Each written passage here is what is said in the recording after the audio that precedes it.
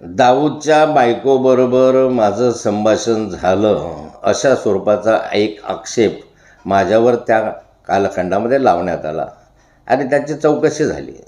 चौकशीमधून त्यामध्ये तथ्य नाही असंही समोर आलं. आता त्या ठिकाणी कुठलाही पुरावा नव्हता, पण आता गिरीश महाजन, सलीम कुत्ता याच्याबरोबर त्या पार्टीमध्ये उपस्थित होता याचे फोटो प्रकाशित झालेले आहेत आणि ते फोटो असे आहेत की त्या ठिकाणी देशद्रोही व्यक्तीचे तुमचे संबंध आहे असा ज्यावेळेस आरोप सुधाकर बडगुजर यांच्यावर तुम्ही करतात आणि त्याची SIT चौकशी करण्यासाठी SIT नेमली जाते. त्या SITमध्ये गिरीश महाजन आणि त्या संदर्भामध्ये जे कोणी असतील त्यांची चौकशी झाली पाहिजे. मग गिरीश महाजनांचाही सरळ या ठिकाणी सलीम कुत्त्याबरोबर त्या ठिकाणी फोटो दिसतो आहे, पार्टीमध्ये उपस्थिती दिसते आहे.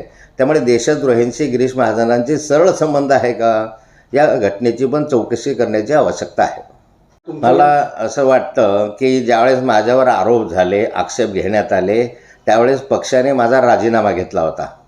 आता गिरीश महाजनांवर देशद्रोहाचे आरोप होत आहेत आणि ते पुराव्यानिशी समोर येत आहेत, तर त्यामुळे गिरीश महाजन मंत्रिमंडळात असताना त्यांची चौकशी कशी होऊ शकेल?